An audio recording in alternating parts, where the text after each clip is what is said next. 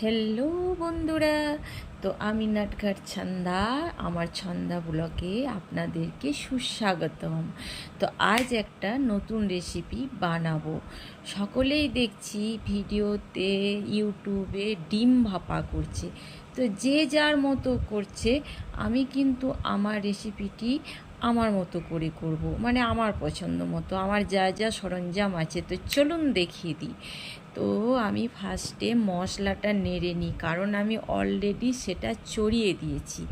এই মশলাটাতে আমি দিয়েছি কাজু, পোস্ত, সর্ষে, একটু চাল মগজ, তারপর যা যা জিরে, মৌরি, ধনে, সমস্ত কিছু, মিট মশলা, কারি পাউডার, একটা টমেটো, একটা পেঁয়াজ, আর মাত্র এক কোয়া রসুন আর কাঁচা লঙ্কা। রসুন কম দিয়েছি।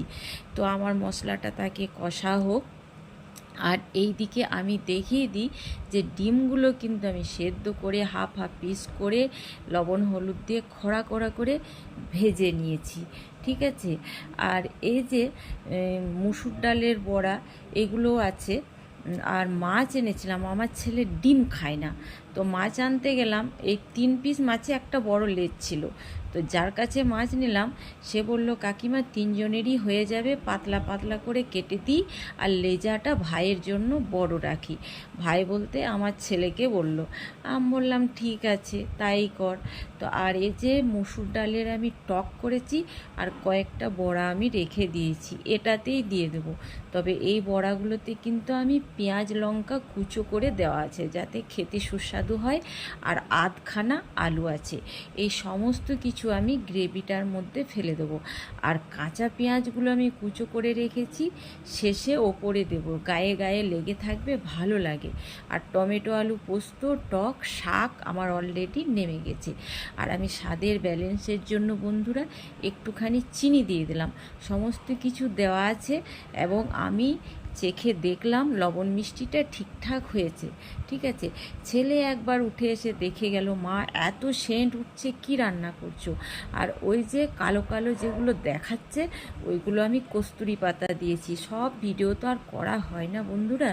তো আমি এখন এই সমস্ত সরঞ্জাম, অনেকে শুধু ডিম দিয়ে করে, কিন্তু ছেলে আমার ডিম খাবে না। তো যে কারণে একটু মাছও আনতে হয়েছে।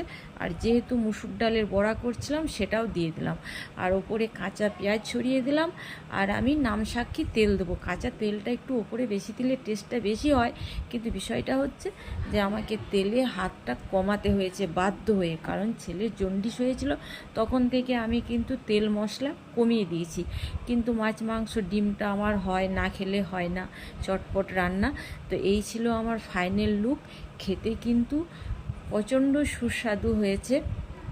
তো একবার হলেও বাড়িতে আপনারা অবশ্যই ট্রাই করবেন।